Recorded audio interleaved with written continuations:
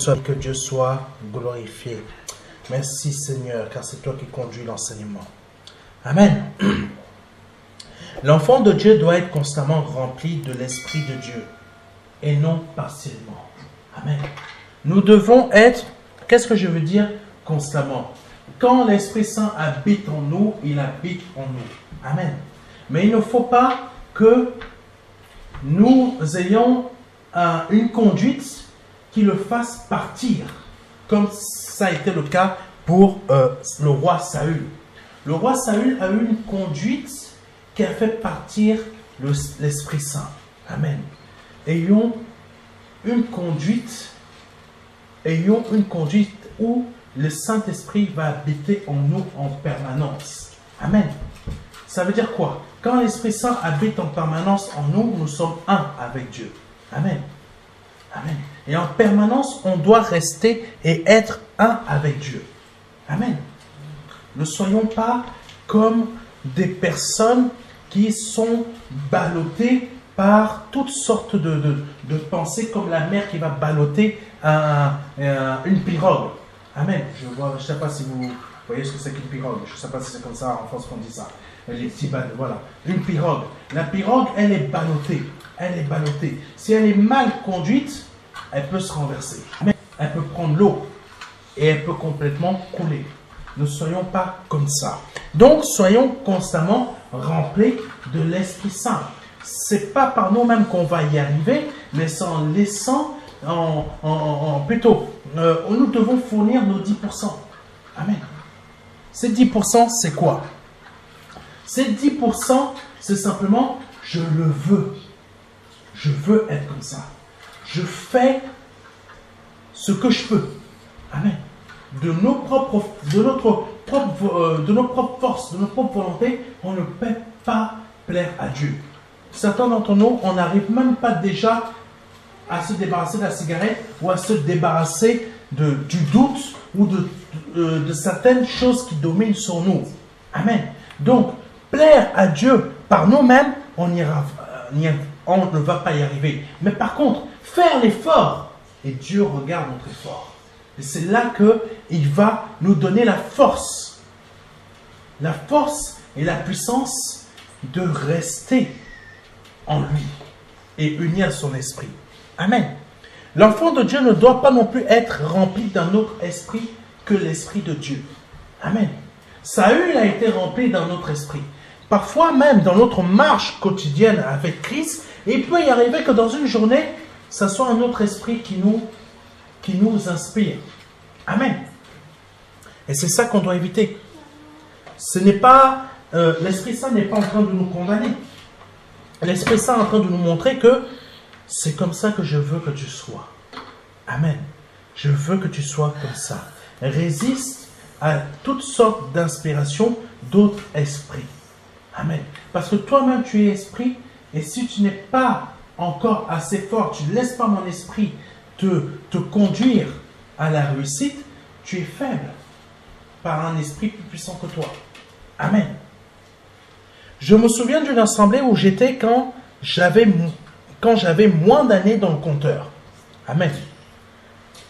Le pasteur disait que nous ne pouvons pas être remplis constamment du Saint-Esprit. Amen. Il y a des pasteurs qui le pensent. Mais dans la réalité, nous pouvons l'être. Amen. Parce que Jésus-Christ nous a montré que cela était possible. L'apôtre Paul nous a montré que cela était aussi possible. Même si parfois il pouvait y avoir des petites... et à un moment il a dit, il fait le mal qu'il ne veut pas faire. Quand il veut faire le bien, mais il fait le mal. Amen. Mais l'apôtre Paul était largement au-dessus de nous. Il avait compris ça. Et dans ses épîtres, on peut constater qu'à un moment de sa vie, il est arrivé à une perfection que nous ne pouvons pas, à une perfection. Amen. Parce qu'il était arrivé à un niveau où il avait dépassé le stade de la nature humaine. Ça, on peut le constater dans certaines de ses épîtres. Mais ça, c'est vers la fin de sa vie. Amen.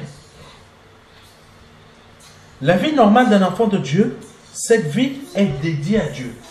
Amen. La vie d'un enfant de Dieu est normalement dédiée à Dieu. Elle n'est pas dédiée à notre réussite terrestre. Parce que la parole de Dieu nous emmène toujours à une réussite céleste. Mais il faut comprendre, pour cela, il faut comprendre une réalité. Il faut comprendre la réalité céleste que nous avons vue vendredi dernier. C'est que le royaume céleste existe réellement comme ce royaume visible existe. C'est marqué dans la parole de Dieu. Dieu a créé le monde visible et il a créé le monde invisible. Amen. Et il faut savoir qu'il y a une chose, comme nous avons vu vendredi dernier, c'est que le monde visible tire son origine de l'invisible. Amen. Ça veut dire que c'est avec notre esprit que nous marchons. Et comment nous marchons avec notre esprit? Par la foi. Et cette foi-là, pour qu'elle soit agréable à Dieu, il faut montrer que, Seigneur, je fais des efforts pour me rappeler que tu ne m'as jamais abandonné les jours suivants, les jours derniers, les mois derniers, les années dernières. Afin que la nouvelle épreuve par laquelle je suis en train de passer, je suis sûr que ta main est là. Ta main est présente. Amen.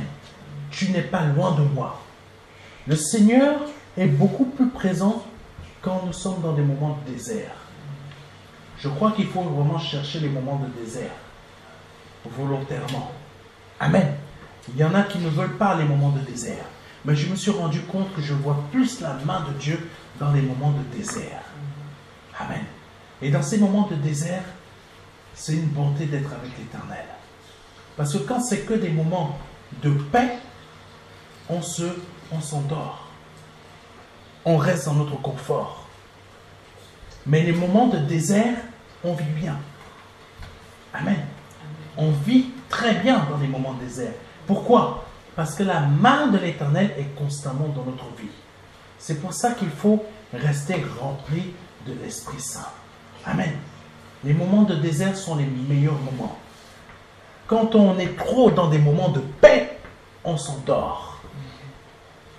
On s'endort et nous faisons des bêtises. C'est comme ça que Salomon est tombé. Salomon était trop dans des moments de paix. Qu'est-ce qu'il a fait? Il a accepté d'autres dieux. Qu'est-ce que j'ai dit tout à l'heure? Veillons à nos pensées pour ne pas accepter les pensées d'autres esprits. Amen. Soyons toujours sur la brèche. Amen. Parce que notre esprit, on a besoin d'être rempli du Saint-Esprit pour tenir et résister. Amen. Que Dieu soit béni. Continuons.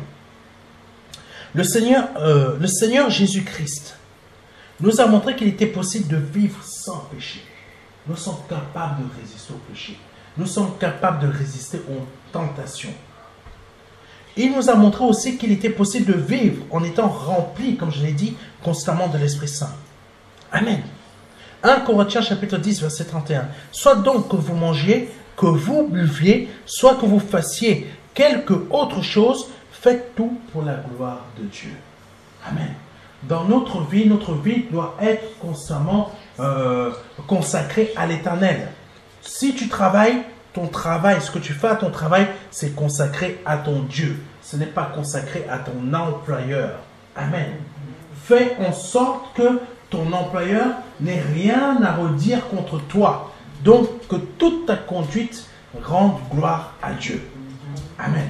C'est ça, les réalités célestes. C'est ça, faire des efforts aussi. Amen. Un enfant de Dieu doit tout faire pour la gloire de Dieu. Toute sa vie doit être destinée à la gloire de Dieu. Mais c'est le contraire que se produit dans la vie de plusieurs d'entre nous. Amen. C'est le contraire qui se produit. La gloire n'est pas là pour que l'on utilise ou pour que nous nous en servions. Amen. La gloire de Dieu n'est pas là pour que nous on s'en serve. Mais la gloire de Dieu est là pour que nous on la serve. Amen. C'est pas à la gloire de Dieu de nous servir. mais c'est à nous de servir la gloire de Dieu. Alléluia. Nous devons être conscients que l'Éternel a des besoins. Le Père a des besoins. Lisons rapidement Jean chapitre 6, verset 40. La volonté de mon Père, c'est que quiconque voit le Fils et croit en lui ait la vie de l'Éternel. Et la vie éternelle, pardonnez-moi, et je le ressusciterai au dernier jour. Le Père veut que le Fils soit vu au travers de nous. Amen. Le Père veut que son Fils soit vu au travers de nous. Le Seigneur, quand il a dit, un de ses disciples lui avait dit, montre-nous le Père. Le Fils, il a dit, mais je suis là avec vous depuis tant de temps. Tu ne m'as toujours pas reconnu. Et il est écrit beaucoup plus tard, beaucoup plus loin, que celui qui vous reçoit, me reçoit. Et celui qui me reçoit, reçoit le Père. Ça veut dire que toi, normalement, tu représentes le Christ sur cette terre. Amen. Donc tu représentes le Christ sur cette terre, donc tu es Christ toi-même. Et ça veut dire que celui qui te reçoit va recevoir Christ. Donc celui qui va te recevoir, toi, va recevoir Christ et va recevoir le Père. Amen. C'est pour ça que nous devons être remplis constamment de l'Esprit du Seigneur. Nous ne devons pas représenter un autre esprit. Nous ne devons pas représenter l'esprit de la France. Nous ne devons pas représenter l'esprit du Gabon. Nous ne devons pas représenter l'esprit des Antilles. Nous ne devons pas représenter l'esprit d'un membre de nos parents. Nous ne devons pas représenter un esprit quelconque de sorcellerie ou je ne sais pas quoi d'autre. Amen.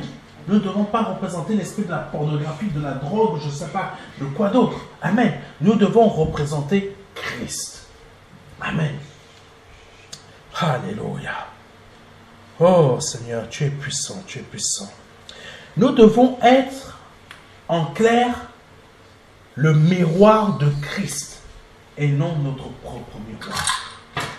Notre vie ne doit pas représenter notre vie, doit représenter Jésus-Christ. Amen. Quand les gens nous voient, ils doivent voir que tu es Christ. Donc s'ils voient que tu es Christ, ils reçoivent Christ. Ils reçoivent le Père. Donc ça veut dire qu'ils reçoivent le royaume céleste. Amen. Oh Jésus. Le Seigneur a des besoins que nous ne pouvons pas percevoir parce que nous pensons que la gloire de Dieu est destinée à nos conquêtes terrestres. Quand on pense comme ça, on s'éloigne et on s'égare. Amen. Je veux dire à quelqu'un que la gloire de Dieu ne se manifeste pas dans nos conquêtes terrestres, mais spirituelles. Amen. La gloire de Dieu se manifeste dans nos conquêtes spirituelles. Deutéronome chapitre 29, verset 29. Les choses cachées sont à l'Éternel, notre Dieu. Les choses révélées sont à nous et à nos enfants, à perpétuité, afin que nous mettions en pratique toutes les paroles de cette loi. Les choses cachées sont à l'Éternel, domaine spirituel. Et elles deviennent visibles dans notre domaine visible. Amen. C'est très important ce que l'Esprit Saint est en train de nous dire. C'est dans l'invisible que les choses se passent. La gloire de Dieu se manifeste dans l'invisible et prend forme dans le visible. Amen. Que Dieu soit béni. La gloire de Dieu n'est pas là pour nous rendre riches, nous rendre prospères. La gloire de Dieu est là dans le domaine terrestre, je parle. La gloire de Dieu est là pour nous rendre riches et prospères dans le domaine spirituel. Amen. Dans notre esprit. Et cela se matérialise aussi, comme nous avons vu la semaine dernière, l'âme et le sang. C'est le même principe. Amen. Deutéronome 29, verset 29, nous révèle que c'est en nous que les choses doivent être révélées. Ce qui veut dire que nos conquêtes doivent être dans nos domaines spirituels. Le spirituel concerne notre vie, donc ce qui nous est interne. L'extérieur n'est que la conséquence de notre vie spirituelle avec Dieu. Si notre vie spirituelle avec le Christ est terne, notre vie extérieure sera terne. Amen. Les prières de délivrance ne servent à rien si nous-mêmes nous restons dans une relation instable envers Christ. Amen. 3 Jean, versets 1 à 2, dit ceci. Bien-aimé, je souhaite que tu prospères à tous égards et sois en bonne santé comme prospère l'état de ton âme. Amen. Si ton âme n'est pas en bonne santé, comme on a vu la semaine dernière, toujours spirituelle, ton sang ne sera pas en bonne santé, ça veut dire quoi? Que ce qui est dans ton sang, les virus, les maladies, tout, ça passe par quoi? Par le sang. Le cancer passe par quoi? Par le sang. Amen. Le sida passe par quoi? Par le sang. Le Covid, il est passé par quoi? Par le sang. Amen. Les vaccins passent par quoi? Par le sang. C'est l'image que le Seigneur a voulu qu'il y ait la représentation visible de ce qui se passe dans le domaine invisible. Si notre âme est malade, notre vie spirituelle est malade. Amen. Donc, la prospérité se passe dans le domaine spirituel pour se répercuter dans notre vie visible. Amen. Dans un pays où il y a la guerre, si tu agis comme je suis en train de te dire, que ton âme doit être en bonne santé, tu seras une terre fertile, pendant que d'autres auront déserté leur terre, ou leur terre sera morte. Amen. Ce verset de 3 Jean, verset 1, est révélateur de notre domaine spirituel, qui en contient plusieurs autres. Il faut savoir que dans notre vie spirituelle, il y a des milliers de domaines spirituels. Dans notre vie spirituelle, il y a des milliards de domaines spirituels. Amen. C'est très important à comprendre cela. Ce n'est pas juste un domaine, c'est plusieurs domaines. Dans ton domaine spirituel, il y a les domaines suivants. Ta santé, ton mariage, ta vie sentimentale, ta prospérité, ta multiplication, ta vie, ta mort, ton état, etc. Chacun de ces domaines dépend de notre choix qui est décrit par Dieu dans Deutéronome 30, versets 19 à 20. J'en prends aujourd'hui à témoin contre vous le ciel et la terre. J'ai mis devant toi la vie et la mort, la bénédiction et la malédiction. Choisis la vie afin que tu vives, toi et ta postérité, pour aimer l'Éternel ton Dieu, pour obéir à sa voix et pour t'attacher à lui, car de cela dépend ta vie et la prolongation de tes jours. Et c'est ainsi que tu pourras demeurer dans le pays que l'Éternel a juré de te donner à tes pères, Abraham, Isaac et Jacob. Amen. C'est très important. Le Seigneur nous parle et nous instruit. Amen. Beaucoup ne s'en rendent pas compte, mais la parole de Dieu est révélatrice des choses spirituelles et de nos domaines spirituels. Amen. Je vais choquer volontairement. Les sorciers ont compris ça. Ceux qui font le vaudou, ils ont compris. Pourquoi ils sont si actifs dans le domaine spirituel? Parce qu'ils ont compris que le domaine spirituel, c'est la réalité. Et c'est cela qui a un impact. Amen. Si nous, en tant que chrétiens, si on comprenait cela, et je me souviens, j'avais donné ce témoignage vendredi dernier, je pense, je me souviens du peuple, je travaillais pour des juifs, ces personnes avaient une société, et eux, ils avaient compris, les juifs ont très bien compris le domaine spirituel. C'est pour ça qu'ils réussissent. C'est pour ça qu'ils réussissent. On veut les détruire, beaucoup de personnes ont essayé de les détruire, on n'arrive pas à les détruire. Amen. Quand je dis on ne cherche pas, moi personnellement je ne cherche pas à les détruire, mais je parle de tout ce qui s'est produit, Seconde Guerre mondiale, même actuellement là, il y a des personnes qui sont jalouses du peuple juif parce qu'elles ne comprennent pas comment ça se fait que ce peuple réussisse. C'est très simple. Ils ont compris la réalité spirituelle, sauf qu'ils sont toujours dans l'ancienne alliance. Ils sont toujours sous la loi. Amen. S'ils passent sous la grâce, mais mon Dieu, ce peuple-là va soulever la terre entière. Amen. C'est pour ça que nous, on doit comprendre comme eux. Et j'avais donné ce témoignage. Donc, mon directeur commercial, il était à fond, même s'il fumait. C'est ça qui est assez surprenant avec les Juifs. Ils fument, ils font toutes sortes de choses, mais ils sont quand même bénis. Je n'ai jamais compris. Donc, je l'ai vu partir avec un document qui concernait en fait les sacrificateurs. Il est parti avec le document dans sa poche.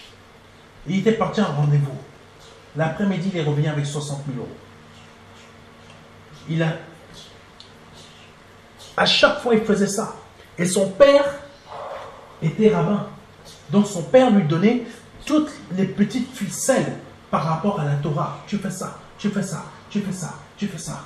Et je me souviens une fois, tellement qu'il avait un calme. Moi, j'aurais été à sa place, j'aurais pété un câble. Nous étions partis à une pizza, et il m'avait invité à une pizzeria juive. Nous y sommes allés. J'ai mangé la pizza. J'ai mangé tout ce qu'ils font là-bas. Vient le moment de la facture. Il sort sa carte. J'ai jamais vu une pizza qui coûtait aussi cher. Mais la personne qui a facturé la pizza s'est trompée. Il paye. Il ne regarde même pas le chiffre que le restaurateur a marqué sur le petit appareil. Et il repart. C'était un vendredi. Le lundi arrive, il m'invite encore. Et il dit au gars, hey, mais tes pizzas, elles coûtent cher, hein? Tu sais que tu m'as facturé la pizza à 3 000 euros? Mon Dieu. On me facture une pizza à 3 000 euros. Je pète un calme. Mais lui, il était d'un calme, d'une sérénité. Parce que ces personnes-là se reposent d'une façon sur leur religion en étant dans une certitude qu'ils sont le peuple élu. Il n'a rien craint. Il a récupéré ses 3 000 euros. Ça montre quoi? Que nous qui sommes enfants de la grâce, mais nous ne sommes plus sous la loi. Si nous arrivons à une telle certitude, je souhaite que tu prospères. Je souhaite que tu sois en bonne santé et que tu prospères suivant l'état de ton âme. Si ton âme est en très bonne santé, mon Dieu, même ta vie terrestre va être différente de là où tu te trouves actuellement. Cette parole est vraie et certaine. Si quelqu'un est capable de comprendre ce que je suis en train de lui dire, là, il va passer à un autre niveau. Amen. Continuons parce que le temps avance. La parole de Dieu est spirituelle. Mais dans sa spiritualité, elle décrit aussi les domaines visibles comme la physique, le quantique, l'espace, le climat, les maths, le mariage, la mort physique, la vie physique, l'argent, la réussite, l'enfantement, la guérison, la maladie, etc. Mais elle décrit aussi tout ce qui est spirituel, comme je l'ai dit. Pourquoi? Parce que toutes ces choses tirent leur existence de l'invisible. Amen. Colossiens chapitre 1, verset 16. Car en lui ont été créées toutes les choses qui sont dans les cieux et sur la terre. Car en lui ont été créées toutes. Donc, nous avons un Dieu puissant en qui nous pouvons tout trouver. Donc, il ne sert à rien de s'inquiéter. Il ne sert à rien de s'angoisser. Notre âme doit être en bonne santé parce que en lui, nous avons tout. En lui, tu as l'argent qui te manque. En lui, tu as le mari qu'il te faut. En lui, tu as les enfants qu'il te faut. En lui, tu as la santé qu'il te faut, etc. J'espère que je parle à quelqu'un. Donc, Colossiens 1, chapitre 1, verset 16. Car en lui ont été créées toutes les choses qui sont dans les cieux et sur la terre, les visibles et les invisibles, trône, dignité, domination, autorité, tout a été créé par lui et pour lui. Puis Hébreux chapitre 11, verset 3. C'est par la foi que nous reconnaissons que le monde a été formé par la parole de Dieu. Mais la parole de Dieu, elle est quoi? Invisible. Amen. Nous voyons des écrits parce qu'elle est invisible. Mais l'image de ce que l'on lit, c'est ce qui est invisible. Amen. Donc, je reprends. Hébreux 11, verset 3. C'est par la foi que nous reconnaissons que le monde a été formé par la parole de Dieu, en sorte que ce qu'on voit n'a pas été fait de choses visibles. Amen. Même si nos problèmes proviennent d'une source visible, c'est dans l'invisible de Dieu que nous allons trouver la solution. Parce que la parole de Dieu est la manifestation invisible des choses de Dieu pour que l'on soit dans la bénédiction, dans la délivrance. Amen. Cette solution se trouve dans l'application de Deutéronome 30, versets 19 à 20, que j'ai lu tout à l'heure. Comme Samson, beaucoup d'entre nous, nous produisons la même erreur, c'est-à-dire que comme lui, nous pensons que nous pouvons y arriver par nos propres forces. Mais nous ne pouvons pas y arriver par nos propres forces. Amen.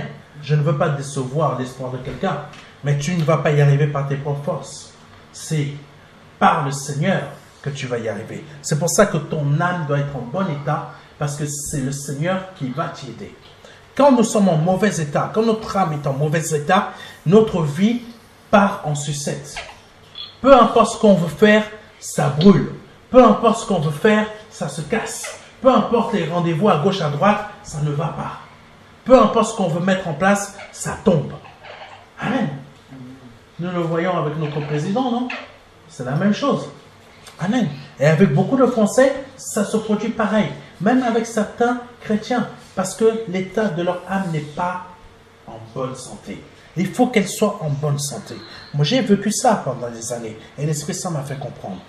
Samson, pensant que sa force provenait de ses cheveux, il se reposait sur ses capacités. Sauf que ses cheveux devaient leur existence à Dieu, qui est dans le domaine spirituel. Amen. Psaume 20, verset 7. Ceux-ci s'appuient sur leurs chars, ceux-là sur leurs chevaux. Nous invoquons le nom de l'Éternel, notre Dieu. Amen. Psaume puissant. Ta maladie, ta situation, ou tout ce par quoi tu passes, ta solution se trouve en Dieu. Amen. Tu envoies à ton mari ou à ta femme, ou je ne sais pas quoi, ou je ne sais pas à qui, mais ce qui est sûr, tu te trompes. Ta situation ne se trouve pas dans tes capacités. La personne à qui tu devrais en vouloir, c'est toi. Et je vais t'expliquer pourquoi. Je vais nous expliquer pourquoi. Nous voulons de survoler rapidement le problème de Samson. Samson pensait qu'il allait encore s'en sortir comme avant. Amen. Il comptait trop sur ses capacités. Juge chapitre 16, verset 20. Elle dit alors, « Les Philistins sont sur toi, Samson. » Et il se réveilla de son sommeil et dit, « Je m'en tirerai comme les autres fois, et je me dégagerai. » Il ne savait pas que l'Éternel s'était retiré de lui. Amen.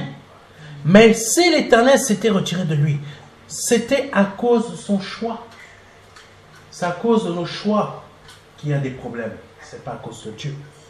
Il avait bien la force du Saint-Esprit, mais il n'obéissait pas au Saint-Esprit comme un enfant de la maison le ferait.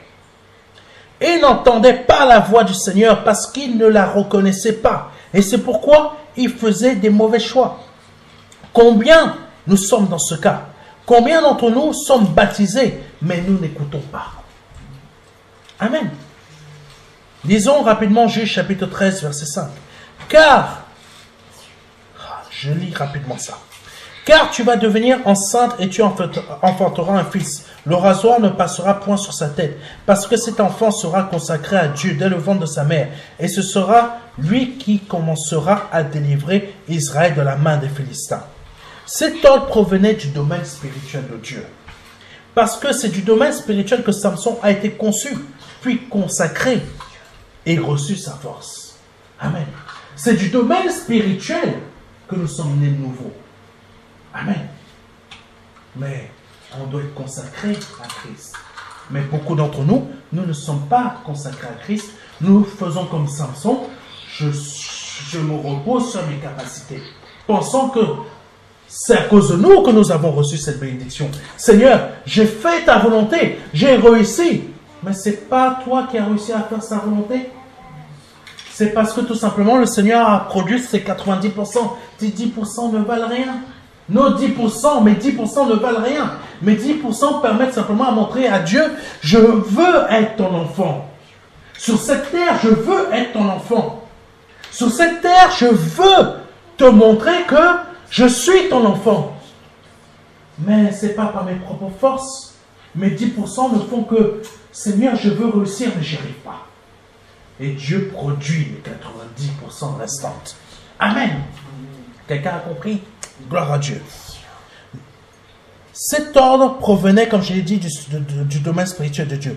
Quand Samson a compris son erreur, après plusieurs temps passés en prison, il finit par comprendre que sa solution se trouvait dans le domaine spirituel de Christ.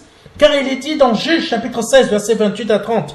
Alors Samson invoqua l'Éternel et dit, Seigneur éternel, souviens-toi de moi, je te prie. Ô Dieu, donne-moi de la force seulement cette fois, et que d'un seul coup, je tire vengeance des Philistins pour mes 2 yeux. Et Samson embrassa les 2 colonnes du milieu, c'est-à-dire qu'il les tenait. Embrassa, il se tenait, il s'appuyait vraiment vraiment à fond. Il y a mis toute sa hargne, sa foi là-dessus pour encore agir comme il agissait avant. Mais cette fois-ci, avec le Saint-Esprit. Et Samson embrassa les 2 colonnes du milieu sur lesquelles reposait la maison. Et il s'appuya contre elles. L'une était à sa droite et l'autre à sa gauche. Samson dit, que je meure avec les Philistins. Il se pencha fortement et la maison tomba sur les princes et sur tout le peuple qui y était. Ceux qu'il fit périr à sa mort furent plus nombreux que ceux qu'il avait tués pendant sa vie. Amen. Ta solution se trouve dans le fait d'invoquer le nom de l'Éternel. Et non le nom des hommes. Car il est dit, malheur à l'homme qui se confie en l'homme.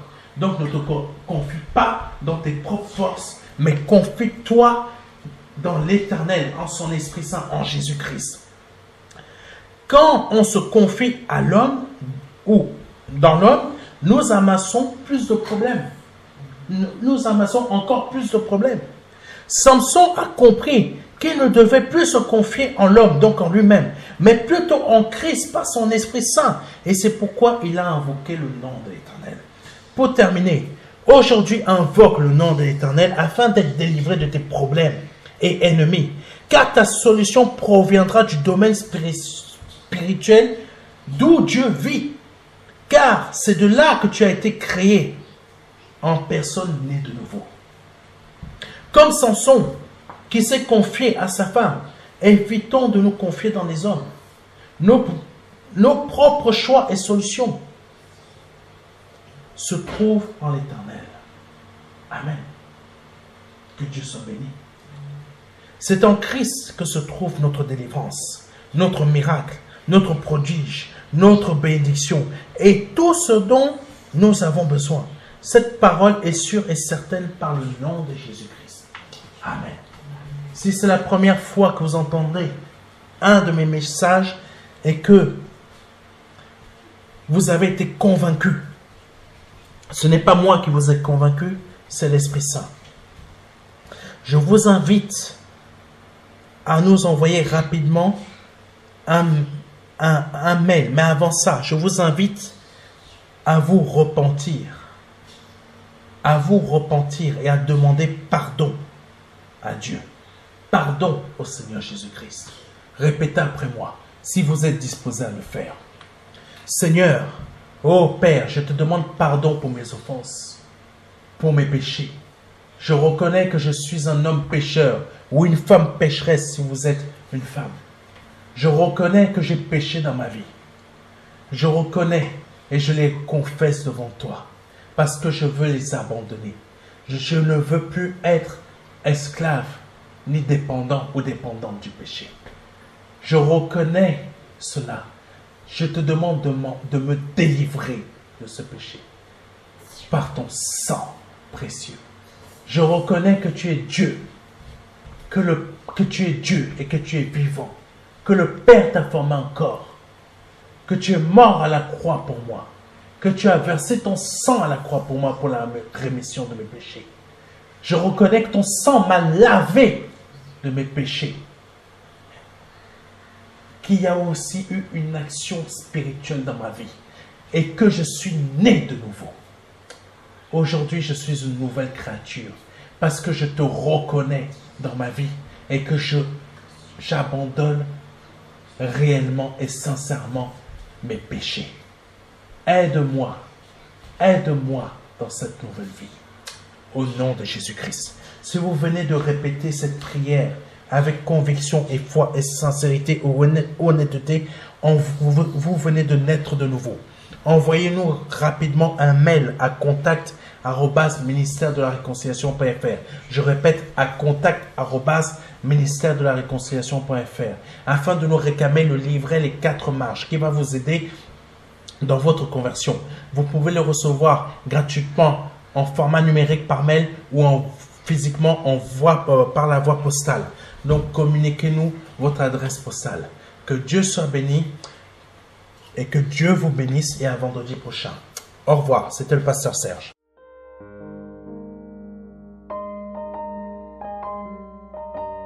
Jean 3, verset 16. Dieu a tant aimé le monde qu'il a donné son Fils unique, son unique Fils, afin que quiconque croit ait la vie éternelle. C'est un don, c'est une promesse que Dieu vous fait. C'est une grâce que Dieu est en train de vous faire. Parce que nous sommes sous la période de la grâce. C'est un très grand cadeau. La vie éternelle par le Seigneur Jésus-Christ. Aujourd'hui, vous avez la possibilité de passer par la porte étroite. Parce que le royaume des cieux vient frapper à votre porte. Oui, je vous le dis. Le royaume des cieux vient frapper à votre porte. C'est un grand cadeau que l'Éternel vous fait. Vous avez la possibilité de l'accepter. De dire oui, Seigneur, je t'accepte comme mon seul Seigneur et Sauveur. Je t'accepte comme mon Dieu. J'accepte de t'ouvrir la porte de mon cœur afin que tu rentres dans ma vie et afin que je me libère de mes péchés et que je les confesse devant toi et que je me répands de ma vie passée, de ces offenses, de toutes ces choses que je confesse devant ta face aujourd'hui. Je reconnais qu'il faut que je passe par cette porte étroite. Cette porte étroite dont le nom est Jésus. J'accepte de te donner ma vie aujourd'hui. Le Seigneur vous appelle à le faire aujourd'hui afin que vous puissiez passer de la mort à la vie. Parce qu'aujourd'hui est peut-être votre dernier jour. Vous ne le savez pas.